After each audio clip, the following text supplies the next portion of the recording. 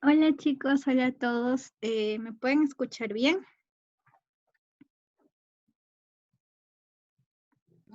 Sí, Miss. Ok, gracias. Bueno, el día de hoy vamos a continuar y vamos a hablar un poco de lo que es la materia y sus características más importantes. Entonces nos vamos a centrar en lo que es la materia viva en particular. Para ello, a ver, vamos a ir a la siguiente diapositiva. Este es el tema de hoy y quería comenzar, digamos, mencionándoles que en sí todos los cuerpos que existen en el universo tienen materia o están formados por materia. Sin embargo, podríamos decir que solo los cuerpos vivos o los seres vivos están formados de materia viva, por decirlo así. Y estos son capaces de realizar procesos biológicos que nosotros conocemos, como la reproducción, el metabolismo, entre otras. Por otro lado, o en contraste a ello, tenemos lo que son el cuerpo inerte o, claro, los componentes abióticos que tenemos, como rocas, minerales, agua, aire, todos ellos están, digamos, no están capacitados para estos procesos que estamos mencionando, los procesos biológicos, que son netamente de los seres vivos. Entonces, quería comenzar definiendo qué es vida. En vida se podría considerar como una cualidad de la materia, pero es único y específico de los seres vivos y que se evidencia a través de procesos complejos, como ya los mencioné anteriormente. Y vamos a ver algunos, digamos, el día de hoy. Entonces, también, digamos, está relacionado a todos estos conceptos la definición de lo que es un ser vivo u organismo. Entonces, un organismo sería bastante similar a lo que es un ser vivo o cualquier ser vivo.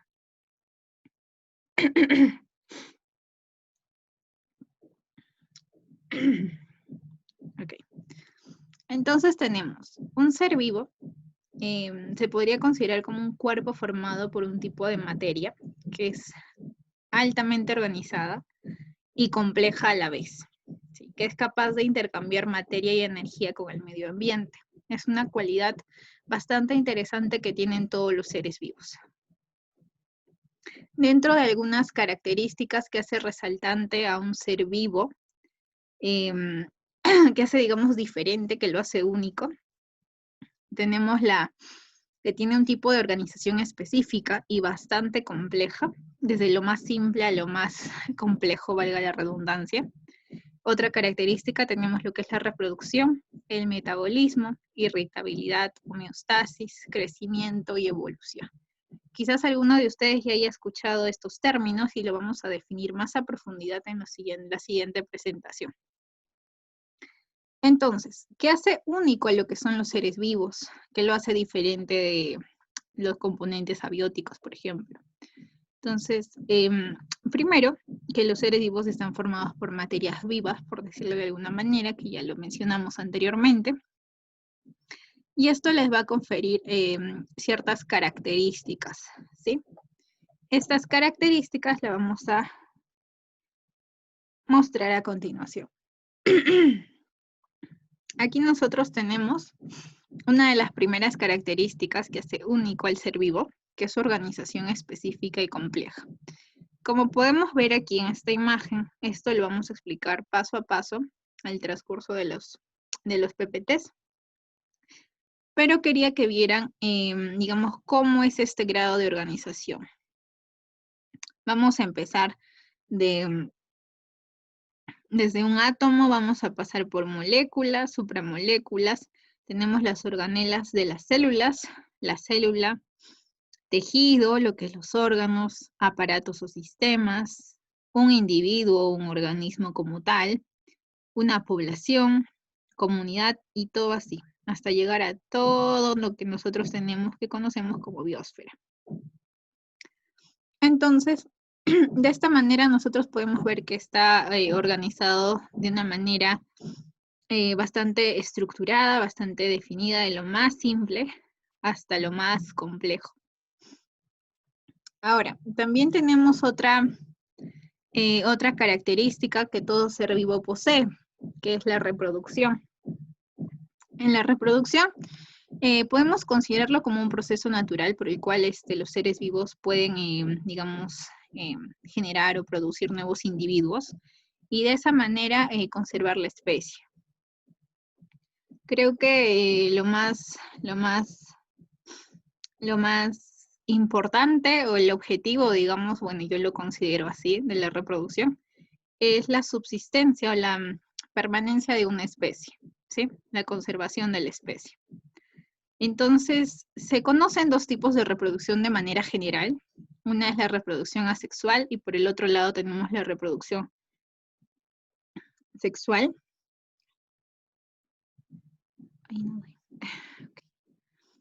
En la reproducción asexual participa un solo progenitor, mientras que en la reproducción sexual participan lo que son dos progenitores, pero esto no es siempre. Generalmente existen dos progenitores. Les voy a explicar un poquito en unos minutitos más. Digamos que hay un contraste, si se fijan. Por un lado la reproducción asexual y por otro la sexual. La reproducción asexual también se caracteriza por, digamos, tener descendientes que son idénticos al progenitor. Es así. Por otro lado, la sexual tiene, digamos, al existir los dos progenitores, que claro está, pueden ser de la misma especie, pero son, digamos, tienen cierta variabilidad genética, esa nueva descendencia también va a presentar otro grado de variabilidad genética, por eso van a ser parecidos a los progenitores. Nosotros aquí podemos dar un ejemplo bastante común que es el ser humano mismo. Por ejemplo, nosotros no somos idénticos a nuestros padres, ¿sí? Podemos tener ciertos rasgos de ellos, algo parecido a ellos, pero no somos idénticos. Por otro lado, tenemos lo que es la reproducción asexual, que sí son idénticos, los descendientes son idénticos a los progenitores. Por ejemplo, un caso bastante interesante, aquí tenemos lo que es la estrella de mar, que con una sola fragmentación puede generar un nuevo individuo a partir de ese fragmento y la parte que ha sido, digamos, cortada o amputada de todo su cuerpo va a ser regenerado. Entonces, ese nuevo descendiente, como vemos aquí, va a ser idéntico al progenitor. Aquí también, en la reproducción asexual se caracteriza por no presentar gametos sexuales, como el caso del ser humano. En el ser humano tenemos dos gametos sexuales, uno procedente, perdón, en el caso de la reproducción sexual, en este caso tenemos la imagen de la reproducción de dos ratoncitos. Tenemos primero un macho, que tenemos este símbolo, y una hembra. La hembra tiene un gameto sexual, que es el ovocito. El macho tiene otro tipo de gameto sexual, que son los espermatozoides. Cuando estos se juntan, van a formar un embrión, un cigoto, y van a dar origen a un nuevo descendiente. Entonces, aquí tenemos, digamos, la participación de los gametos sexuales. Eso sí es siempre. Entonces, yo les mencionaba, por ejemplo, aquí teníamos bacterias, levaduras, que puede ser también reproducción tipo gemación, cuando se le forma la yemita, digámoslo así, y a partir de esa yemita puede generarse un nuevo individuo. Por otro lado, la reproducción sexual, lo más conocido son los animales, como vemos acá los ratoncitos, o las plantas. Quería, una vez terminado, digamos, las diferencias entre estos dos tipos de reproducciones, quería mencionar a qué yo me refería con que generalmente participan dos progenitores. Muchas veces, bueno, hoy en día existen lo que son los animales hermafroditas, ¿sí? Y también existen las plantas que son hermafroditas, es decir, que un mismo individuo tiene ambos gametos, tanto masculino como femenino, por decirlo así de una manera. Entonces, eso hace, digamos, no hay necesidad, digamos, que existan dos progenitores, dependiendo del tipo de de animal que sea, como les digo, existen los hermafroditas que tienen ambos gametos y puede haber autofecundación, quiere decir que la fecundación puede ser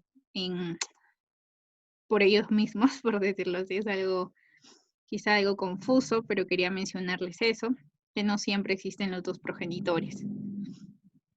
Entonces, a ver un ejemplo con respecto a las plantas, por ejemplo, existen plantas hermafroditas que pueden autofecundarse esa misma planta con sus propios gametos, como lo decía.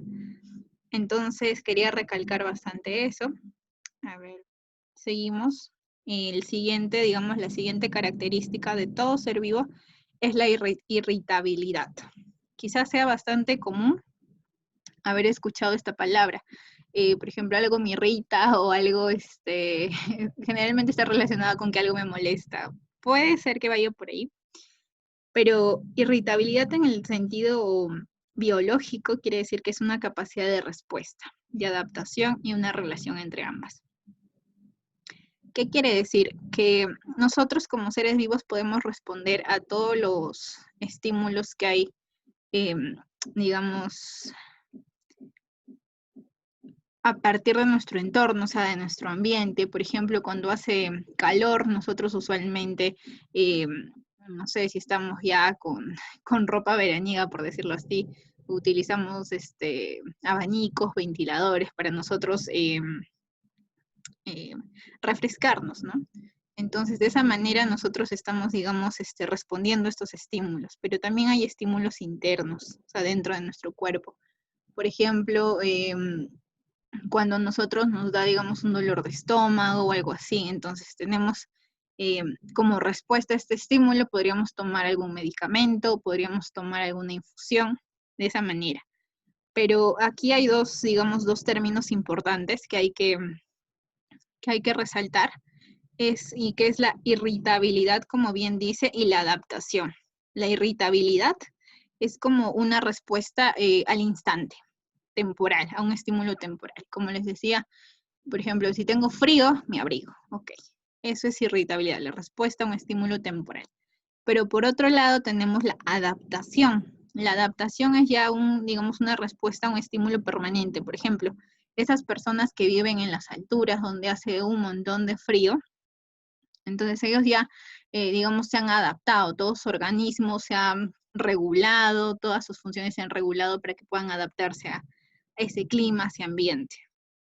Entonces esos dos conceptos que son diferentes, irritabilidad y adaptación, es bueno conocerlos.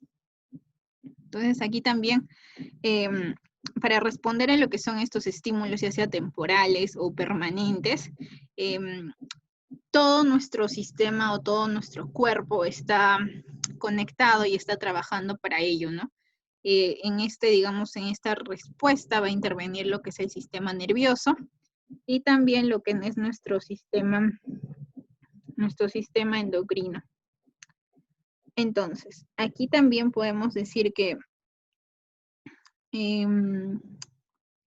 todo este mecanismo de irritabilidad o toda esta respuesta a los estímulos como adaptación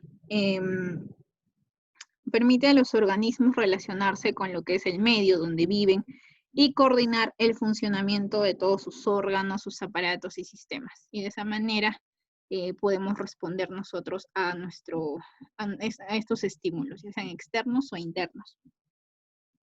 Acá justamente les daba este ejemplo, y es bastante claro que todos tenemos, digamos, diversos mecanismos para adaptarnos al medio ambiente, no solamente al frío, al calor y a otros estímulos que existen, ¿no?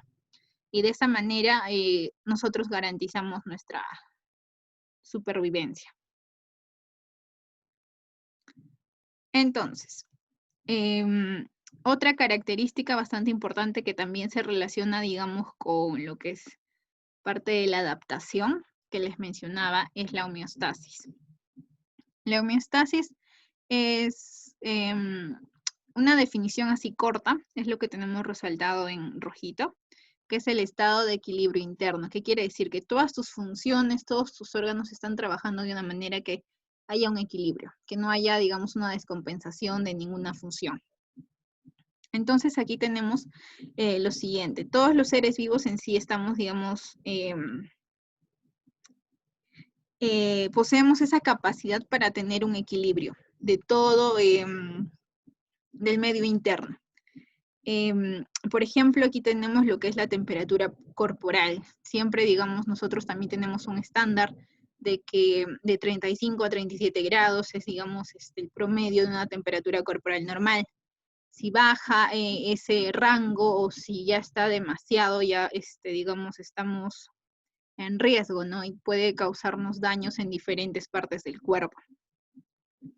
Entonces, como dice aquí, cualquier alteración de la homeostasis debe ser regulada. Si es que no puede ser regulada por el organismo, ya no solamente podría ocasionar daños en algunos órganos, sino podría causar la muerte de esa persona. Entonces, por eso, digamos, es necesario tener ese equilibrio de las condiciones, por ejemplo, la temperatura que estaba mencionándoles, de los latidos cardíacos, que también esas dos condiciones son bastante importantes. Si hay alguna alteración y si es que nuestro mismo cuerpo no lo puede regular, estaríamos en riesgo y podría causarnos la muerte. Otra característica de todo ser vivo que se caracteriza es el crecimiento, la capacidad de aumentar de tamaño, ya sea por el número de células o el tamaño, bueno, de masa de las células. Aquí podemos ver en la imagen diferentes seres vivos. Tenemos a la vaca, tenemos al ser humano y acá una planta de maíz. Entonces, como vemos, vamos creciendo poco a poco, ya sea aumentando el tamaño de las células o aumentando lo que es el número, ¿no? Entonces, en particular, bueno, en los seres vivos, este crecimiento se da gracias al aumento de la masa y del número de las células que posee. Por otro lado, otra característica bastante importante es el metabolismo. Es ese proceso que ocurre para hacer posible todo, digamos, la existencia en sí y todo lo que es nuestro desarrollo, como el crecimiento mismo también.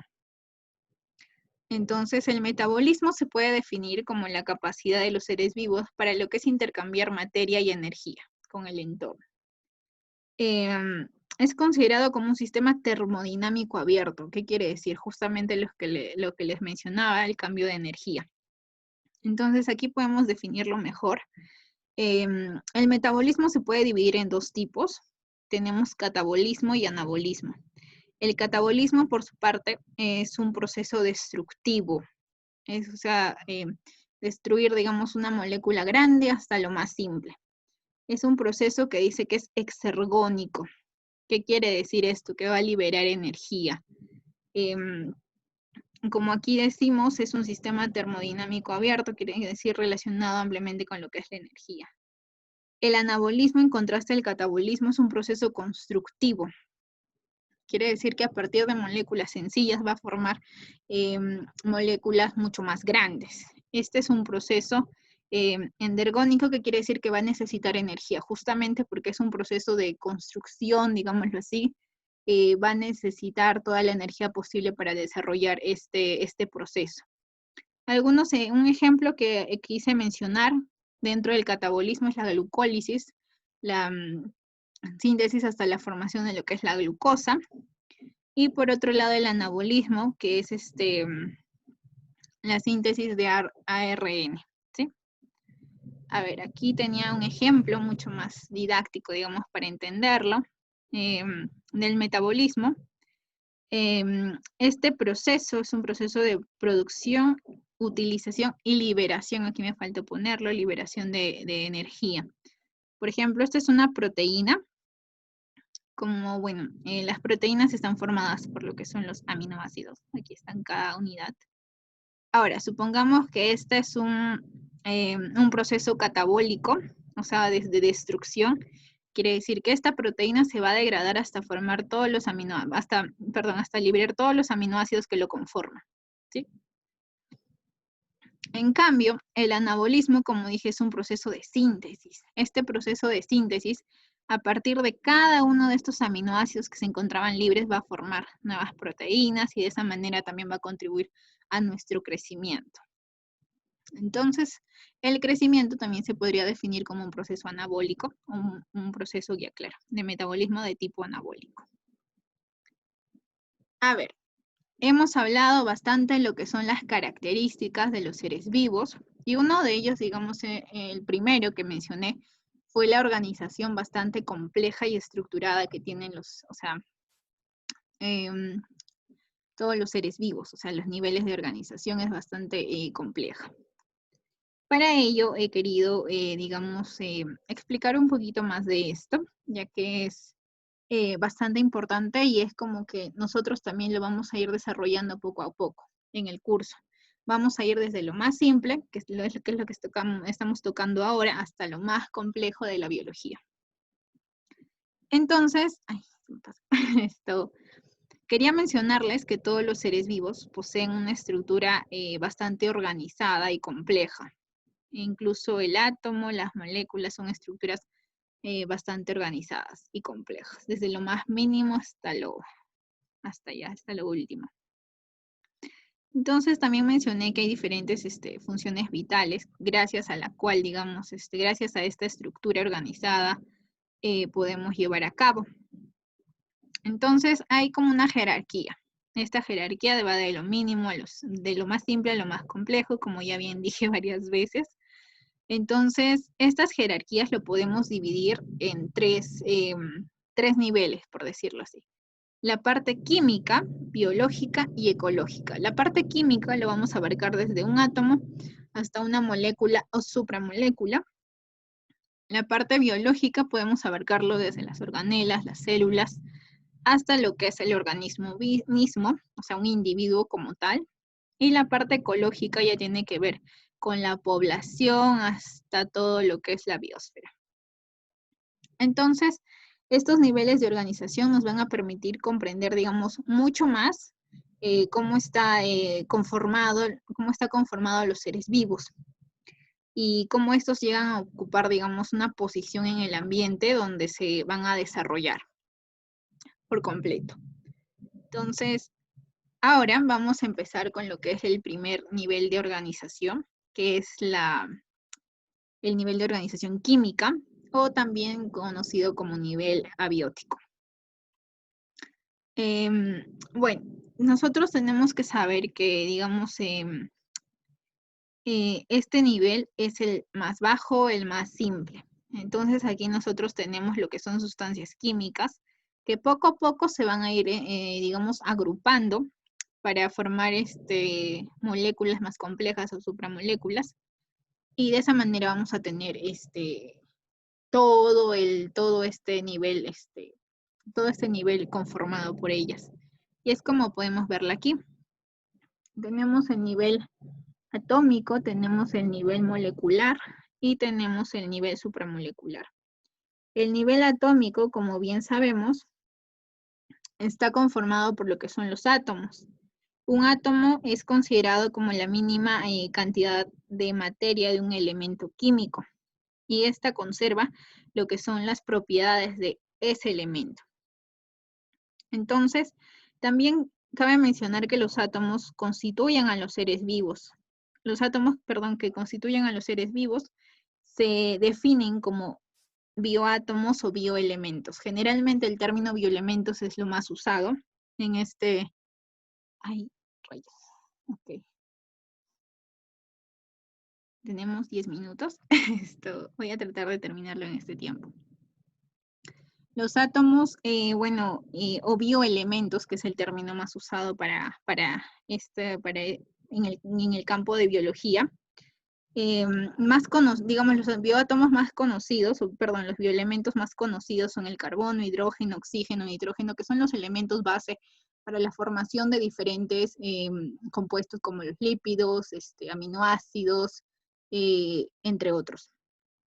Por otro lado, tenemos el nivel molecular. En el nivel molecular, lo que es importante es que resalta la combinación de dos o más átomos que constituyen a lo que son los seres vivos. Entonces, en este caso, el término, digamos, de esos compuestos se llaman biomoléculas. Si se fijan, el término bio es la agregación, digamos, a cada término. En el caso de nivel atómico tenemos bioátomos o bioelementos. Bioelementos, como les dije, es el término más usado. En el nivel molecular son las biomoléculas. Por otro lado tenemos el nivel supramolecular, en el cual se encuentran las asociaciones supramoleculares, que en sí resultan de lo que son de la membrana, de los ribosomas o citoesqueletos. Entonces, así tenemos ese nivel y podemos pasar al nivel de organización biológico, que este nivel es ya donde se manifiesta la vida, por decirlo así, y también donde se van a desarrollar todo lo que son los procesos vitales de un organismo a partir de este. Entonces tenemos el nivel celular. Si bien el nivel celular, todos los seres vivos están formados por células, deriva exactamente de eso. Es el nivel biológico más importante, justamente porque a partir de las células se van a formar todos los demás niveles. Entonces se consideran como unidades anatómicas y funcionales. Y bueno, la célula en sí es como la unidad básica de la vida, ya lo dije. Entonces, hay organismos unicelulares de por sí, como las bacterias, o multicelulares en el caso de lo que son los animales o nosotros también, bueno, ejemplo, los humanos. El nivel tisular conforma lo que ya son agrupaciones de las células, pero estas células tienen que tener la misma función. De esa manera se van a poder agrupar. Por ejemplo, las células que conforman el tejido conectivo o el tejido muscular o nervioso. El nivel orgánico ya va más allá. Se refiere a lo que son agrupación de tejidos. Pero como también los mencioné anteriormente, igual que el nivel tisular, estos tejidos deben coordinar para que el órgano tenga la misma función, tenga una función en particular. Entonces, en el nivel orgánico tenemos los órganos en general, corazón, cerebro, hígado, hueso, entre otros. El nivel sistémico, aquí tenemos que hacer dos aclaraciones separadas. Son dos términos separados que se refiere a lo que son los aparatos y lo que son los sistemas. Entonces, un aparato por su lado es un compuesto de dos o más variedades de tejidos, no necesariamente los mismos. Tenemos el aparato digestivo o cardiovascular. Por su parte contraria tenemos lo que es el sistema, que está conformado por lo que es la agrupación de órganos compuestos, pero por una sola variedad de tejido. Aquí tenemos el sistema nervioso y el muscular. Ya para, digamos, terminar este nivel, tenemos lo que es el organismo mismo, el nivel de individuo multicelular, que es la agrupación de aparatos y sistemas que funcionan de manera conjunta para, digamos, tener toda una coordinación y una precisión específica. Entonces aquí tenemos a los diferentes individuos de diferentes especies, como por ejemplo el hombre, gato, eucalipto u otras plantas en sí. Por otro lado, ya para terminar, tenemos el nivel de organización ecológico. Como lo dije, esto parte ya a partir, esto parte o tiene su origen en lo que son las especies, y esto se define como un grupo de organismos que son parecidos, similares, pero una característica importante es que pueden cruzarse de manera natural y no generar descendencia infértil. Tenemos el nivel poblacional, que en sí son individuos de la misma especie, también que viven en la misma zona geográfica en un tiempo determinado. Entonces aquí, por ejemplo, la población de pingüinos de la Antártida de un año, por ejemplo, el 2007, puede ser cualquier año, pero la cosa es que sea del mismo tiempo. El nivel de comunidad por su lado, ya estamos en esta sección, comunidad, es la interacción de diferentes, digamos, de varias poblaciones de especies diferentes, que es bastante importante aquí también que compartan la misma zona geográfica y el tiempo. Entonces así tenemos, por ejemplo, en los pantanos de Villa, todas las comunidades bióticas que pueden haber. El nivel de ecosistema ya es como la interacción, no solamente de la parte biótica. Hasta ahora hemos hablado todo del componente biótico, pero ahora también tenemos digamos, el componente abiótico o el biotopo. Entonces, el nivel de ecosistema es la interacción de ambos, lo biótico con lo abiótico, ¿no? Entonces, aquí tenemos los mismos pantanos de Villa, pero en el término de ecosistema ya estaríamos, digamos, tocando también la interacción con el suelo, con el aire, el agua y otros. La biosfera. La biosfera ya es el todo, es la agrupación de todos los ecosistemas que existen en la Tierra. Entonces, de esa manera tenemos, digamos, la interacción con la hidrosfera, de todos, digamos, los cuerpos de agua que existen, litosfera, y todos los seres vivos del planeta. Entonces, eso sería todo. Si hubiera preguntas,